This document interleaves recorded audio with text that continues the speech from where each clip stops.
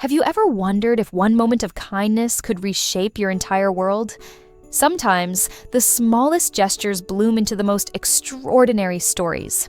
Tonight, I want to share with you a tale about a woman who opened her door on the coldest night of December, not knowing that the stranger standing in the snow would bring with him secrets, heartache, and a chance at something she'd stopped believing in. This is a story about second chances, about the courage it takes to trust again, and about how Christmas has a way of bringing together the souls who need each other most. So grab your warmest blanket, maybe a cup of hot cocoa or tea, and settle in. Before we begin, I'd love to know where in the world you're watching this from. Are you somewhere where snow is falling right now? Or perhaps you're dreaming of a white Christmas from warmer shores? Drop a comment and let me know. I always love hearing where my stories travel to. Now, let me take you to the small mountain town of Evergreen Ridge, where our story unfolds. The Christmas shop stood at the corner of Main Street and Pine Avenue like a beacon of warmth against the December cold. Its windows glowed with golden light, displaying miniature villages dusted with artificial snow, hand-carved wooden ornaments, and strings of vintage lights that cast dancing shadows across the frost-covered glass. Above the door, a hand-painted sign read, "Clara's Christmas Corner," in elegant script, surrounded by painted holly leaves and red berries that seemed to shimmer even in the dim winter light. Clara Bennett had owned the shop for 7 years now, ever since she'd returned to Evergreen Ridge after her life in the city had fallen apart. She didn't talk much about those years, about the engagement that ended 3 weeks before the wedding, about the career in corporate finance that had left her feeling hollow and exhausted. Instead, she'd poured all of her energy, all of her heartache, into creating a sanctuary of holiday magic. Every ornament she stocked had a story. Every decoration she displayed was chosen with care. The shop wasn't just a business. It was her refuge, her therapy, her way of remembering that beauty and joy still existed in the world. On this particular evening, the 22nd of December, Claire was working later than usual. The shop had been busy all day with last-minute shoppers frantically searching for the perfect gifts, and she'd barely had time to eat lunch, let alone tidy up the chaos left behind. Snow had been falling steadily since 4 o'clock, transforming Evergreen Ridge into something straight out of a storybook. The street lamps wore halos of white, and the evergreen trees that lined the roads bent under the weight of fresh powder. Claire moved through the shop, straightening displays and returning misplaced items to their proper shelves. She hummed along to the classic Christmas carols playing softly from the speakers hidden throughout the store. Her auburn hair was pulled back in a loose bun, and she wore her favorite burgundy sweater, the one with the reindeer pattern that her grandmother had knitted years ago. At 34, Claire had the kind of face that people called kind rather than beautiful. Her eyes were hazel, more green than brown, and they crinkled at the corners when she smiled. She had freckles across her nose that she'd stopped trying to hide with makeup years ago. The clock on the wall showed 8:15 when she finally locked the front door and flipped the sign to closed. Through the window, she could see that the snow was falling even harder now, fat flakes that swirled in the wind and reduced visibility to just a few feet. The weather forecast had mentioned a storm, but Clara hadn't expected it to arrive quite this quickly, or with such force. She was in the back room, counting the day's receipts and making notes for tomorrow's inventory order, when she heard it. A sound that didn't belong. A thump against the front door, followed by what might have been a groan. Claire's heart jumped. The shop was in a safe neighborhood, but it was late, and the street outside would be nearly deserted in weather like this. She moved quietly to the front of the shop, peering through the frosted window. At first, she saw nothing but swirling white. Then a shape materialized, dark against the snow. A man, she realized. He was leaning heavily against her door, one hand pressed to the glass as if he might fall without its support. Everything Clara had learned about being careful, about not opening doors to strangers late at night, screamed at her to call the police and wait safely inside. But something about the way the man slumped against the door, about the desperation in his posture, overrode her caution. She could see he wasn't dressed properly for the weather. No heavy coat. His head was bare, dark hair already white with accumulated snow. Clara unlocked the door and pulled it open. The man nearly fell into the shop, catching himself on the doorframe at the last moment. He looked up at her, and Clara found herself staring into eyes that were an extraordinary shade of blue, like ice lit from within. His face was pale, lips tinged with the beginnings of blue, and he was shaking so hard his teeth chattered audibly. "Please," he managed to say. the word barely more than a whisper through his shivering. "I'm sorry to bother you. I just need to get warm. Just for a few minutes. I'll leave right away, I promise." Clara didn't hesitate. She grabbed his arm, shocked by how cold he was even through the thin jacket he wore, and pulled him inside. She kicked the door shut against the wind and guided him toward the small seating area she'd created near the back of the shop, a cozy corner with 2 armchairs and a small electric fireplace that she kept running during business hours. "Sit," she commanded, her voice firm despite her racing heart. "Don't move." She rushed to the back room and grabbed the emergency blanket she kept in her office, along with the space heater she sometimes used when the shop's old heating system couldn't quite keep up with the coldest days. When she returned to the front, the man had collapsed into one of the armchairs, his whole body trembling. His hands were red and raw, and when she knelt beside him to wrap the blanket around his shoulders, she could feel the cold radiating from him, like he'd been carved from ice. "What were you thinking?" she asked, plugging in the space heater and positioning it near his feet. "It's 15 degrees out there. You could have died." "I know," he said, his voice rough. "I wasn't thinking clearly. I just needed to walk, to think. I didn't realize how far I'd gone or how bad the weather had gotten until it was too late." Clara studied him more carefully now that he was inside, and the immediate crisis had passed. He was probably in his late 30s, with strong features and a jaw dark with several days' worth of stubble. His dark hair was cut short, though it stood up in damp spikes now from the melting snow. He wore jeans and boots that had seen better days, and his jacket, she now saw, was barely more than a windbreaker, completely inadequate for a Colorado winter storm. "I'm going to make you some hot tea," Clara said, standing up, "and I have soup in the back. You're going to eat and drink and warm up properly before you even think about leaving." "You don't have to do that," the man protested, but his words lacked conviction. He was still shaking, still frighteningly pale. "I'm well aware I don't have to," Clara replied, moving toward the small kitchenette she'd set up in her office. "But I'm going to anyway. What's your name?" There was a pause, long enough that Clara glanced back at him. He was staring at the fireplace, his expression unreadable. "Daniel," he finally said. "Daniel Morrison." "Well, Daniel Morrison, I'm Clara Bennett, and you picked my shop to nearly collapse in front of, so you're stuck with me until you're no longer at risk of hypothermia." She heard what might have been a weak laugh from the front room as she filled her electric kettle and set it to boil. She'd started keeping food in the office after one too many long days, where she'd worked through lunch and dinner, so she had several cans of soup in her cabinet. She grabbed a chicken noodle, poured it into a bowl, and heated it in her microwave while the kettle worked on the tea. When she returned to the front room with a tray holding the soup, a steaming mug of chamomile tea with honey, and some crackers, she found Daniel looking around the shop with an expression of wonder. His shaking had subsided to occasional tremors, and some color was returning to his face. "This place is incredible," he said softly. "It's like stepping into Christmas itself." Clara felt an unexpected warmth in her chest at the compliment. She set the tray on the small table between the 2 armchairs and settled into the second chair. "Thank you," she said. "I've put a lot of love into it over the years. Now eat. Don't make me force-feed you." This time his laugh was stronger. He picked up the bowl of soup with hands that still trembled slightly and took a careful sip. Clara watched him, trying to reconcile what she was seeing.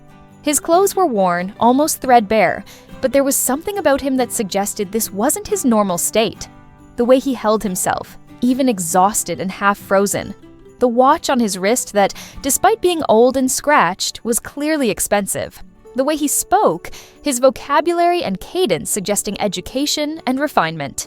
They sat in silence for a while as Daniel ate the soup and drank the tea.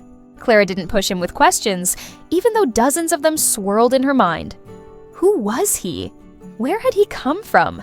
What had driven him to walk into a blizzard so poorly dressed? But she'd learned over her years running the shop, listening to customers share their stories, that sometimes people needed space and quiet before they were ready to talk.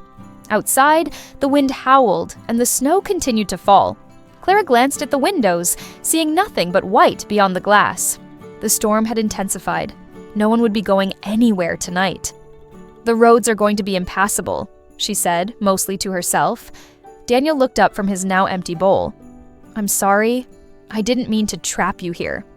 "You didn't trap me anywhere," Clara assured him. "I have everything I need here.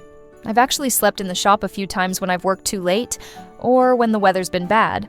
There's a futon in the back office, blankets, food. We'll be fine until the storm passes and the plows can clear the roads." "We?" Daniel echoed. "Well, I'm certainly not sending you back out into that." Clara gestured toward the windows. "You'll stay here tonight? In the morning, we'll figure out where you need to go and how to get you there properly." Something flickered across Daniel's face, an emotion Clara couldn't quite read. Gratitude mixed with something darker. Pain, maybe. Or shame. "You're very kind," he said quietly, "considering I'm a complete stranger who nearly broke down your door." "My grandmother always said that strangers are just friends you haven't met yet," Clara replied, then smiled ruefully. Of course, she also lived in a different era. I'm probably being foolish and trusting. But it's Christmas. It seems wrong to turn someone away in a storm. Daniel was quiet for a long moment, staring into his empty tea mug. When he spoke again, his voice was heavy with something that sounded like regret. "What if I told you that your kindness is wasted on me? That I don't deserve it?" Clara tilted her head, studying him. "Why would you say that?" "Because it's true," Daniel said, looking up to meet her eyes. His expression was haunted. "I'm not a good person, Clara. I've made choices, done things that have hurt people. If you knew who I really was, you'd probably throw me back out into the snow." This was clearly the moment when the careful person, the cautious person, would have called the police or at least demanded to know what he meant. But Clara had spent 7 years running this shop, creating a space of magic and warmth, precisely because she knew how it felt to be broken. To feel like you'd failed at the most important things. To believe you didn't deserve kindness or second chances. "Everyone has done things they regret," she said gently. "Everyone has made mistakes. That doesn't mean you deserve to freeze to death in a blizzard." Daniel laughed, but it was a bitter sound. "You're very generous in your assumptions. What if my mistakes aren't the ordinary kind? What if they're the kind that destroy lives?" "Then tell me," Clara heard herself say. "Tell me what happened. You're trapped here with me until morning anyway. And sometimes it helps to tell someone who has no connection to your life, no preconceived notions about who you are." She wasn't sure why she was pushing. Maybe it was because she recognized something in his eyes, a pain that mirrored her own. Maybe it was because the shop had always been a place where people shared their stories, their hopes and fears and dreams, and she'd become accustomed to listening. Or maybe it was simply that the storm outside created a strange bubble of intimacy, a temporary world where normal rules and cautions didn't quite apply. Daniel was quiet for so long that Clara thought he wouldn't respond. He stared at the electric fireplace, its artificial flames dancing behind the glass, and she could see the war playing out across his features. Finally, he took a deep breath. "5 years ago," he began, his voice low and careful, "I was a different person. I was a hedge fund manager in New York. Young, successful, arrogant. I had a corner office in Manhattan, a penthouse apartment, a salary that most people only dream about. I was good at what I did. Very good. I could look at market trends and see patterns that others missed. I could predict movements, identify opportunities, and I made my clients very, very wealthy." He paused, his hands clenching into fists on his lap. "I also made myself wealthy in the process, more money than I knew what to do with. I bought expensive cars, wore designer suits, dated models. I thought I was living the dream. I thought success meant accumulating more and more, being smarter and faster and richer than everyone else." Clara listened without interrupting, sensing that he needed to tell this story his own way. "Then I got greedy," Daniel continued, his voice dropping even lower. "I started making riskier investments with my clients' money. I convinced myself it was fine, that I knew what I was doing, that the potential returns justified the risks. But I wasn't just playing with numbers on a spreadsheet. I was playing with people's retirement funds, their children's college funds, their life savings." He looked up at Clara, and she saw anguish in his eyes. "I lost everything. Not just my money, though I lost that too, but I lost millions of dollars of other people's money. Families who had trusted me with their futures. One man, a retired teacher, lost his entire pension. He'd been planning to travel with his wife, to finally see all the places they'd dreamed about. Another woman lost the money she'd been saving to start a business. There were dozens of them, all trusting me, all believing I would take care of what they'd worked their entire lives to build. Clara felt her heart constrict. This was worse than she'd imagined, and yet she couldn't bring herself to interrupt or judge. Not yet. The worst part, Daniel said, his voice breaking slightly, was a family. The Johnsons. They had a daughter, Emma, who was 6 years old. She had leukemia. They'd been saving for years to pay for experimental treatment that wasn't covered by insurance. It was her last chance. Her best chance. And I lost their money. All of it. He stopped, his hands covering his face. Clara could see his shoulders shaking, though whether from the lingering cold or emotion, she couldn't tell. "What happened to Emma?" Clara asked softly, though she wasn't sure she wanted to know the answer. Daniel's hands dropped. "She died 3 months after I lost their money. The Johnsons couldn't afford the treatment. They tried to raise funds, to borrow money, but it wasn't enough, and it wasn't fast enough. She died, and it was my fault." The silence that followed was heavy. Outside, the storm continued its assault on the little shop, but inside, the air felt thick with the weight of Daniel's confession. "I went to her funeral," he continued after a long moment. "I stood in the back, where her parents wouldn't see me. I watched them bury their daughter, and I knew that my greed, my arrogance, my stupid belief that I was smarter than the market had killed her as surely as if I'd done it with my own hands." "What did you do?" Clara asked. "After the funeral?" "I fell apart," Daniel said simply. "I tried to pay back what I could, but my assets were frozen, tied up in lawsuits and investigations. The Financial Regulatory Board came after me. Criminal charges were filed. I spent 2 years in court, watching my life disintegrate. In the end, I was found guilty of gross negligence and mismanagement of client funds. I lost my license, paid enormous fines, and served 18 months in a minimum security prison." He gestured to his worn clothes, his unkempt appearance. "When I got out 6 months ago, I had nothing. No money, no career, no home. No one from my old life wanted anything to do with me. And I didn't blame them. I didn't want anything to do with myself either." Clara absorbed this, trying to reconcile the broken man sitting across from her with the person he'd described. A person who'd had everything and lost it through his own mistakes. A person whose actions had contributed to a child's death, even if indirectly. "Why were you walking in the storm tonight?" she asked. Daniel's laugh was hollow. "Because today would have been Emma's 12th birthday. I've thought about her every day for 5 years. But her birthday is always the hardest. I've been living in a shelter in Silverton, about 15 miles from here. I do odd jobs when I can find them, trying to save money to pay back the families I hurt. But today, the weight of it all just became too much. I started walking and couldn't stop. I thought maybe if I just kept walking into the cold, eventually I wouldn't feel anything anymore. Eventually, it would all just go away." The admission hung in the air between them. Clara understood now. Daniel hadn't just been caught in the storm. He'd walked into it deliberately, or at least without caring whether he survived it. "But then I saw your shop," Daniel continued. "All those lights in the darkness, all that warmth and beauty, and I thought about Emma, about how much she'd loved Christmas. Her mother told me, at some point during the trial, that Christmas had been Emma's favorite time of year, and I couldn't do it. I couldn't let the cold take me on her birthday. It felt like one more betrayal of her memory."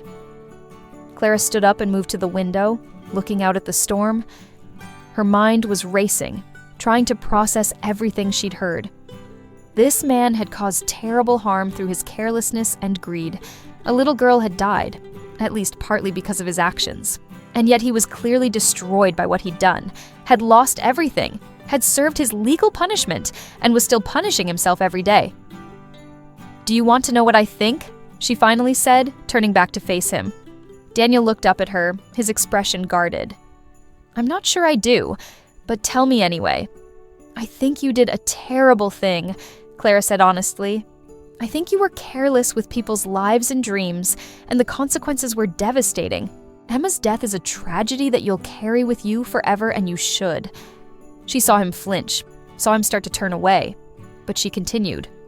"But I also think you're not that person anymore. I think the man who walked into my shop tonight, is someone who's spent 5 years being crushed by guilt and regret. Someone who's lost everything and is trying, however imperfectly, to make amends. Someone who remembered a little girl who loved Christmas and decided that her birthday wasn't the day to give up? That doesn't change what I did, Daniel said bitterly. No, it doesn't, Clara agreed. Nothing will change what you did, but it matters what you do now. It matters how you choose to live with what happened. Do you give up? Do you let the guilt destroy you? Or do you find a way to honor Emma's memory by being better, by helping others, by making sure your mistakes aren't repeated? Daniel stared at her. How can you be so calm about this? I just told you I essentially killed a child. You told me that your negligence contributed to circumstances that led to her death, Clara corrected gently. That's not the same as murder, though I'm sure it feels that way to you. And I'm not being calm. I'm horrified by what happened.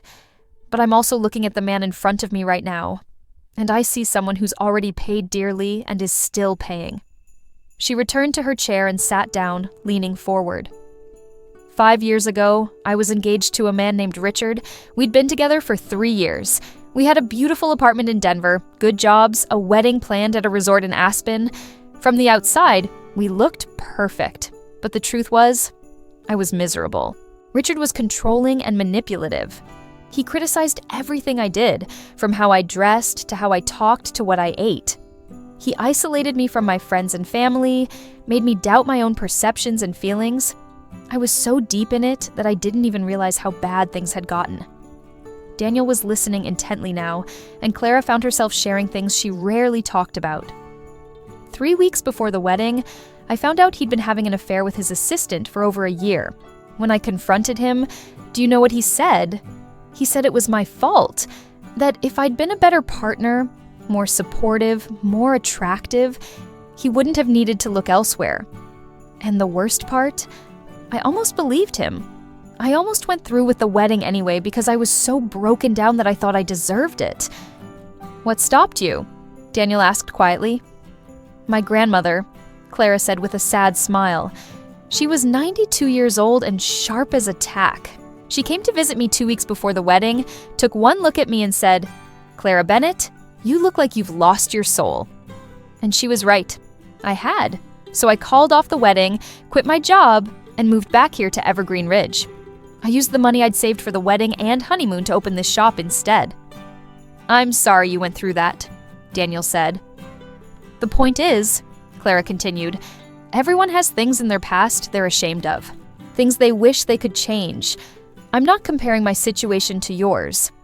What you went through, what you caused, is on a different scale. But I understand what it's like to feel like you don't deserve kindness or second chances. And I'm here to tell you that you're wrong. How can you say that? Daniel's voice was raw. How can anyone look at what I did and think I deserve anything but condemnation? Because punishment without redemption is just cruelty, Clara said. Because you can't undo the past, but you can still shape the future. Because somewhere in the world, there are other Emmas who need help, other families who are struggling, and you have knowledge and skills that could be used to help them instead of hurt them. She stood up and walked to one of her display shelves, selecting a particular ornament. It was a glass angel, delicate and beautiful, with wings that caught the light and scattered it in rainbow patterns. She brought it back and held it out to Daniel. This ornament has a story, she said. It was made by a woman named Margaret who lives just outside of town. 15 years ago, her son was killed by a drunk driver. The driver was a 22-year-old kid who'd made a stupid, terrible choice. He went to prison for vehicular manslaughter. Daniel took the ornament carefully, turning it in his hands. Margaret could have spent the rest of her life consumed by hatred and grief, Clara continued. Instead, she started volunteering with organizations that work with recovering addicts. She visits prisons and talks to inmates about the consequences of their choices. She helps people rebuild their lives after they're released. And once a year, she makes these angel ornaments and sells them, with all the proceeds going to victim support services and addiction prevention programs. Why are you telling me this? Daniel asked. Because 5 years after her son's death, Margaret went to visit the driver in prison. She sat across from him and told him that while she would never forget or minimize what he'd done, She didn't want him to waste the rest of his life drowning in guilt.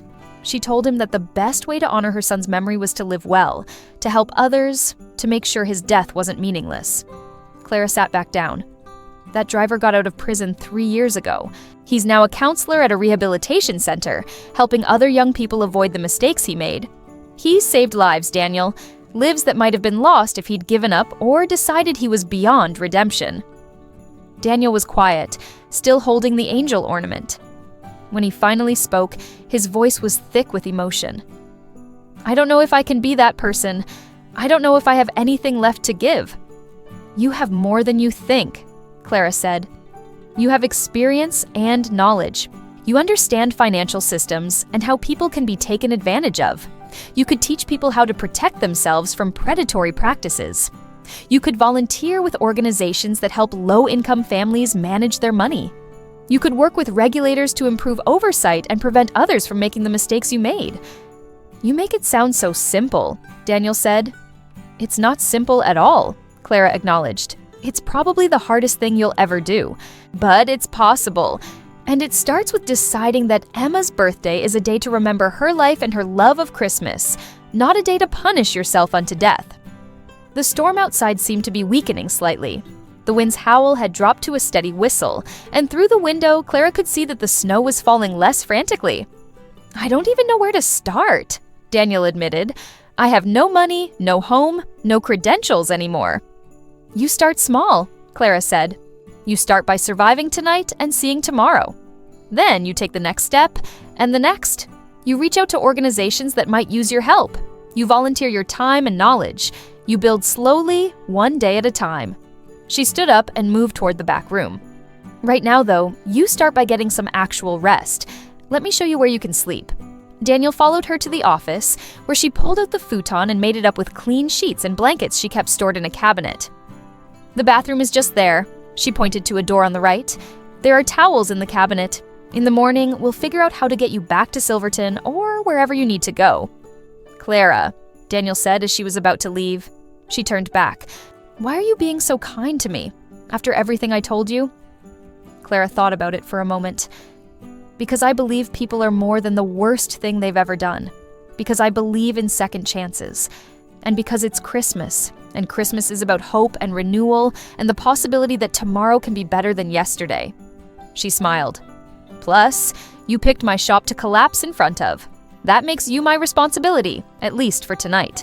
This time when Daniel smiled back, it was genuine, reaching his eyes for the first time since he'd arrived. "Thank you," he said simply. Clara nodded and returned to the front of the shop.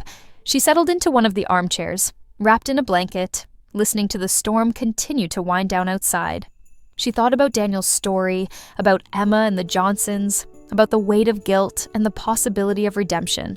She thought about her own past, about Richard and the years she'd lost to his manipulation, about how she'd found her own second chance here in this shop. She must have dozed off at some point because she woke to find pale morning light filtering through the frosted windows.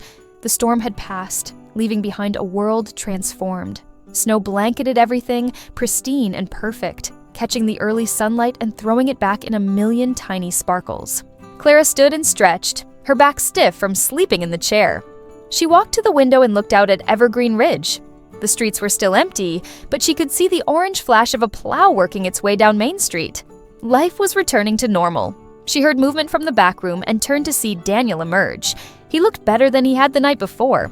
The color had returned to his face, and while his clothes were still worn, he'd clearly cleaned up and combed his hair. "Good morning," Clara said. "How did you sleep?" "Better than I have in months," Daniel admitted. "Thank you for everything." They stood there for a moment, an odd awkwardness settling between them, now that the intensity of the previous night had passed. "I should go," Daniel said. "You've been more than generous, and I've imposed on you long enough." "Wait," Clara said suddenly. An idea had been forming in her mind as she'd watched the sunrise, and now it crystallized. "I have a proposition for you." Daniel looked wary. "What kind of proposition?" "I need help," Clara said. "Christmas is in 3 days, and these are my busiest days of the year. I usually hire someone for the season, but my regular helper moved away last month, and I haven't found a replacement. I can't pay much, but I can offer minimum wage for the next week, plus meals. And after Christmas, when things slow down, I could use help with my books. I'm terrible at the financial side of running a business. I understand you might have expertise in that area." Daniel stared at her. "You want to hire me? After everything I told you?" "I want to give you a chance to start taking those small steps we talked about," Clara said. "I need the help, genuinely. And it would give you a few days of steady income, a warm place to be, and time to figure out your next move." "Clara, I can't accept this. It's too much. You don't owe me anything." "You're right. I don't owe you anything," Clara agreed. "But I'm not offering out of obligation. I'm offering because I genuinely need the help, and because everyone deserves a chance to prove they can be better than their past." She walked to the door and unlocked it, pulling it open to let in the crisp, cold morning air. The sun was fully up now, turning the snow-covered town into something magical. "The choice is yours," she said, turning back to Daniel. "You can walk back out into that cold and continue on the path you were on last night, or you can stay and help me get through the Christmas rush and see where it leads. Either way, I won't think less of you." Daniel looked from her to the open door, to the bright world outside. Clara could see the war playing out across his face, fear and doubt battling against hope, and the possibility of something different. Finally, he took a deep breath and nodded. "Okay," he said quietly. "Okay, I'll stay. I'll help. But Clara, if at any point you change your mind, if you decide this was a mistake, you tell me and I'll leave immediately. No questions, no hard feelings." Clara smiled. "Deal. Now, first things first. We need to get you some proper winter clothes before you do anything else. I'm not having you freeze while you're working for me." Over the next 3 days, Daniel became an integral part of Clara's Christmas corner. She'd been right about needing the help. The shop was packed from opening until closing with people searching for last-minute gifts and decorations. Daniel proved to be a natural at customer service. He had a way of listening to what people really wanted and helping them find the perfect item. He was patient with indecisive shoppers and kind to frazzled parents with restless children. Clara watched him interact with customers and saw glimpses of the person he'd been before everything fell apart. Confident but not arrogant, knowledgeable but willing to admit when he didn't know something, and she saw something else too. She saw him light up when he helped a single mother find a beautiful ornament within her tight budget. She saw him spend 20 minutes talking to an elderly man about his late wife's favorite Christmas decorations, helping him find something that reminded him of her. On Christmas Eve, after they'd locked up for the day and were tidying the shop, Clara found Daniel standing in front of the display where she kept Margaret's angel ornaments. "I'd like to buy one of these," he said without turning around. "If that's okay. I know you said the money goes to charity." "Of course," Clara said, joining him. "The money goes to support the families of victims and to programs that help prevent drunk driving. Margaret would be happy to know it's going to someone who understands the weight of trying to make amends." Daniel carefully selected one of the angels, this one with wings tinted a soft blue. "I thought I'd send it to Emma's parents, with a letter. I've written them letters before, apologizing, but I've never had anything to give them. Any tangible way to show that I think about her? Maybe this could be a start." Clara felt tears prick her eyes. "I think that's a beautiful gesture." Margaret includes a card with each ornament explaining its origin and purpose. The Johnsons might find comfort in knowing that pain can be transformed into something that helps others. That evening, Clara invited Daniel to join her for Christmas Eve dinner at her apartment above the shop. It was simple fare, just pasta and salad, but she'd lit candles and put on quiet Christmas music, and the space felt warm and peaceful. "I've been thinking," Daniel said as they ate, "about what you said that first night, about using my knowledge to help others. I did some research online at the library, and there are organizations that provide financial literacy education to underserved communities. I reached out to one, explained my situation honestly, including my past. They said they'd be interested in talking to me about volunteering." "That's wonderful," Clara said, meaning it. "See? Small steps." "I also talked to the manager at the shelter where I've been staying," Daniel continued. "He mentioned that they're looking for someone to help with their administrative work and fundraising. It doesn't pay much, but it would be steady income. I could help people while also working on paying back what I owe to the families I hurt." Clara raised her glass of wine. "To new beginnings." Daniel clinked his glass against hers. to second chances, and to Christmas shop owners who are foolish enough to let half-frozen strangers into their stores. They both laughed, and Clara realized with some surprise that she was happy. Really, genuinely happy in a way she hadn't been since before Richard, before the broken engagement, before she'd rebuilt her life here in Evergreen Ridge. "Can I ask you something?" Daniel said, his expression turning serious. "Why did you really help me? I've told you my whole terrible story. You know what I did. And yet you've treated me with nothing but kindness and respect. Why?" Clara thought about how to answer. "I suppose it's because I know what it's like to feel broken beyond repair. When I came back here after my engagement fell apart, I didn't think I'd ever trust anyone again. I didn't think I deserved happiness or love. This shop saved me. Creating something beautiful, helping people find joy, listening to their stories, it reminded me that the world is bigger than my pain." She paused, choosing her words carefully. "And I think I helped you because you reminded me of myself. Not in the specifics of what happened, but in that look in your eyes when you stumbled into my shop. That look that says you've given up on yourself. I couldn't just turn you away. It would have felt like turning away from that broken version of myself." "You're an extraordinary person, Clara Bennett," Daniel said softly. Clara shook her head. "I'm just someone who believes that Christmas is a time for miracles. And sometimes miracles look like giving someone a chance to prove they can be better." On Christmas morning, Clara opened the shop for just a few hours, as she did every year, for those last desperate gift seekers. Daniel was there beside her, and together they helped create Christmas magic for a steady stream of customers. In the afternoon, they closed up and Clara surprised Daniel by inviting him to her parents' house for Christmas dinner. She'd called them the night before, explained the situation in broad strokes, and her mother had immediately insisted that Daniel join them. The dinner was warm and welcoming, with Clara's parents treating Daniel like an old friend rather than a stranger with a complicated past. Her father, a retired carpenter, talked to Daniel about woodworking and small business management. Her mother, who'd been a teacher for 40 years, spoke passionately about financial literacy education and was thrilled to hear about Daniel's volunteer plans. As Clara watched Daniel engage with her family, saw him laugh at her father's terrible jokes, and patiently listen to her mother's stories about her former students, she realized something that both surprised and scared her. She was developing feelings for him. Real feelings that went beyond simple compassion or the satisfaction of helping someone in need. Over the following weeks, those feelings only grew stronger. Daniel officially moved out of the shelter and into a small apartment, funded by his new job with the shelter's administrative office and supplemented by his work with Clara.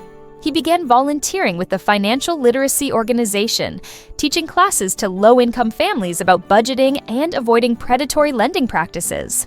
He also started the long, difficult process of reaching out to the families he'd hurt. Some wanted nothing to do with him. Others were willing to listen, to accept his apologies, to acknowledge his efforts to make amends. The Johnsons responded to his Christmas Eve letter. Emma's mother wrote back, thanking him for the angel ornament and for remembering their daughter. She said they couldn't forgive him yet, might never be able to completely, but that they appreciated knowing he hadn't forgotten Emma.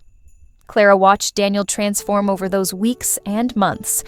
The haunted look gradually faded from his eyes. He smiled more easily. He started to believe, slowly and tentatively, that he might deserve a future despite his past. In early February, on a day when fresh snow was falling and the shop was quiet, Daniel asked Clara to dinner. A real dinner, he specified. A date? Clara's heart hammered as she said yes. They went to a small Italian restaurant on the edge of town, with checkered tablecloths and candles on every table. Over pasta and wine, they talked about everything and nothing. About their childhoods and their dreams. About the books they loved and the places they wanted to visit. About what they'd learned from their mistakes and what they hoped for the future. "I never thought I'd feel this way again," Daniel admitted as they shared tiramisu for dessert. "I never thought I deserved to feel this way. Happy, hopeful, connected to another person." "Everyone deserves those things," Clara said, reaching across the table to take his hand, "even people who've made terrible mistakes." "I'm still working on believing that," Daniel said, "but being with you makes it easier. You see me, Clara, not just the person I was or the terrible things I did, but the person I'm trying to become. That's a gift I never expected to receive." Their relationship developed slowly and carefully. Both of them had been hurt, had learned hard lessons about trust and vulnerability, but they built something solid, founded on honesty and mutual respect, and the shared understanding that everyone carries scars. By the time summer arrived, Daniel had become a permanent fixture at Clara's Christmas corner. He handled all the financial management, helping Clara understand her cash flow and optimize her pricing. He created a system for tracking inventory and forecasting seasonal demand. Under his guidance, the shop became more profitable than it had ever been. But more than that, he'd become Clara's partner in every sense. They'd sit together in the evening after the shop closed, talking about the day's customers and the stories people had shared. They'd plan future displays and discuss which new products to stock. And sometimes they'd just sit in comfortable silence, the warmth of their connection filling the space between them. One evening in late September, as they were preparing the shop for the upcoming Christmas season, Daniel turned to Clara with a serious expression. "I need to tell you something," he said. "I've been offered a position, a real position, with a nonprofit organization that works on financial reform and consumer protection. They want me to use my experience, both the good parts and the bad, to help develop better oversight regulations and to educate people about protecting themselves from predatory financial practices." Clara's heart sank. "That sounds wonderful. Where's the position located?" "That's the thing," Daniel said, and she saw nervousness in his eyes. "It's based here, in Evergreen Ridge. The organization is opening a regional office, and they want me to run it. It's a chance to really make a difference, to use everything that happened to prevent others from being hurt the way the Johnsons and my other clients were hurt." Relief flooded through Clara. "That's incredible, Daniel. I'm so proud of you." "There's more," he said, reaching into his pocket and pulling out a small box. Clara's breath caught. "I know this might seem fast," Daniel continued, dropping to one knee right there in the middle of the shop, surrounded by boxes of ornaments and strings of lights waiting to be hung. "And I know I have no right to ask this of you, but this past year with you has been the most important year of my life. You saved me, Clara. Not just that night in the storm, but every day since. You believed in me when I couldn't believe in myself. You saw the person I could become and helped me become that person." He opened the box, revealing a simple gold band with a small diamond. "I love you, Clara Bennett. I love your kindness and your strength, and the way you see magic in everyday moments. I love how you've built this sanctuary of joy, and how you share it with everyone who walks through your door. Will you marry me?" Clara felt tears streaming down her face. A year ago, she'd thought she'd never trust anyone enough to contemplate marriage again. She'd thought her heart was too scarred, too cautious. But Daniel had taught her that healing was possible, that love could grow in the ruins of past pain. "Yes," she said, pulling him to his feet and kissing him. "Yes, I'll marry you." They were married the following Christmas Eve, in a small ceremony at the shop with their closest friends and family present. Margaret, the woman who made the angel ornaments, attended and gifted them one of her special creations as a wedding present. Clara's parents beamed throughout the ceremony, and Daniel's new colleagues from the nonprofit came, along with several of the families he'd been working with through his financial literacy classes. The Johnsons didn't attend, but they sent a card that arrived the morning of the wedding. Inside, Emma's mother had written, "We've watched from a distance as you've worked to make amends and rebuild your life. While we'll always carry the pain of losing our daughter, we take some comfort in knowing that her death wasn't meaningless. Your work preventing others from suffering as we have is the best memorial Emma could have. We wish you and Clara happiness. May you honor our daughter's memory by living well and helping others." Daniel cried when he read it, and Clara held him as he did. She understood that this was one more step in his long journey of healing and redemption. The Johnsons might never fully forgive him, and he might never fully forgive himself, but they could all move forward, carrying Emma's memory while still embracing the possibility of joy. As Clara and Daniel stood before their gathered friends and family, exchanging vows in the place where they'd first met, Clara thought about that snowy night almost exactly a year ago. She thought about how one decision to open her door, to offer help to a stranger, had transformed both of their lives.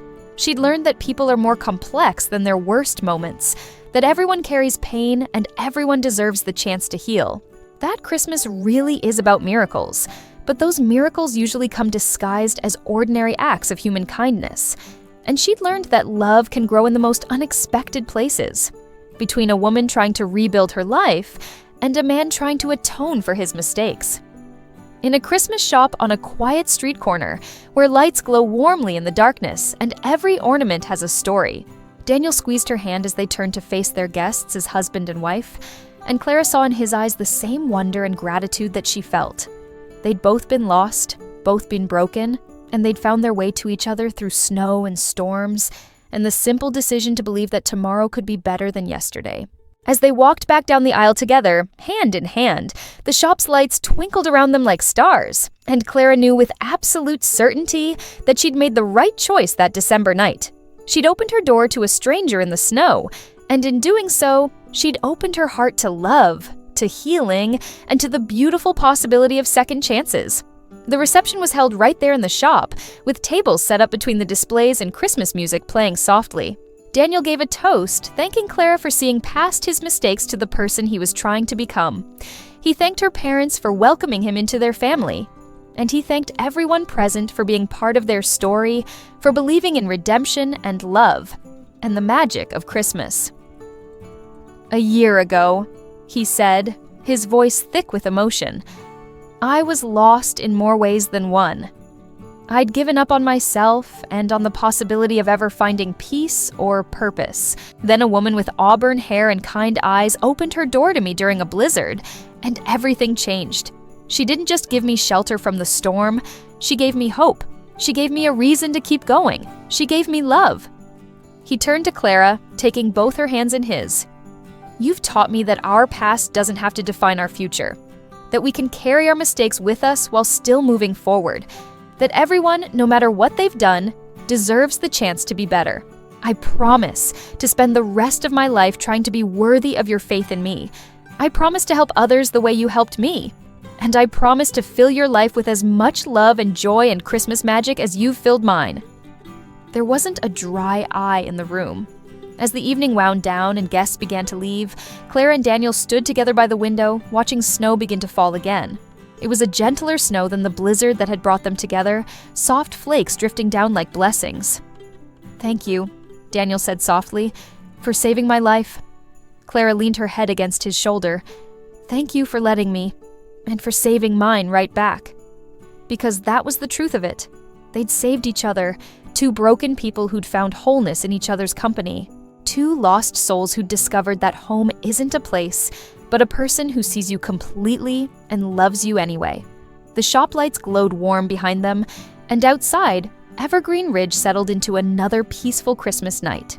And inside Clara's Christmas corner, surrounded by ornaments and lights and all the trappings of the season she loved, Clara and Daniel began their new life together. A life built on second chances and hard-won wisdom, on compassion and accountability, and the understanding that everyone deserves the opportunity to grow beyond their mistakes. On love that had been forged in the fire of pain and emerged stronger for it. And as they stood there together, watching the snow fall and feeling the warmth of their love and the magic of Christmas all around them, they both knew that this was just the beginning. There would be challenges ahead, memories would surface, old wounds would ache, but they would face it all together with honesty and grace, and the unshakable faith that they had found in each other something worth fighting for. Sometimes, the greatest gifts come wrapped in unexpected packages. Sometimes the people who need us most arrive during storms, half frozen and desperate. Sometimes, the simple act of opening a door, of offering help, of believing in someone's potential for goodness can change everything. Clara had opened her door on that December night, not knowing that she was opening it to her future. To love and partnership, and the deepest kind of healing. To a man who would spend every day proving that he was more than his worst mistake.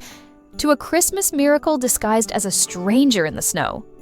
And Daniel had stumbled into that lit shop, not knowing that he was stumbling toward salvation.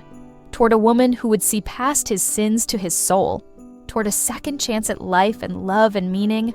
Toward his own Christmas miracle. Their story reminds us that we're all more than the worst things we've done, that compassion and accountability can coexist, that second chances are real and worth fighting for. that love can bloom in the ruins of broken lives. And that Christmas, with its promise of hope and renewal and light in the darkness, is the perfect time for miracles. So, as you go about your own life, remember Clara and Daniel. Remember that the stranger in need might be carrying burdens you can't imagine. That a single act of kindness can ripple out in ways you'll never fully understand. That everyone has a story, and everyone deserves to be seen as more than their mistakes. Open your door. Offer your hand. Believe in the possibility of redemption. You never know when you might be part of someone's miracle or when they might be part of yours. And now, if you enjoyed this story, if it touched your heart, or made you think differently about second chances and the power of compassion, I'd love it if you'd hit that like button and subscribe to the channel. Share this story with someone who might need to hear it. Leave a comment telling me what you thought, or sharing your own stories of second chances and Christmas miracles. Remember, we're all walking through this world carrying invisible burdens. We're all trying our best, falling short sometimes, hoping for grace and second chances. Be kind. Be open. Be the person who opens the door during the storm. Until next time, may your days be merry and bright. And may you always believe in the magic of Christmas and the possibility of new beginnings. Thank you for spending this time with me, and I'll see you in the next story.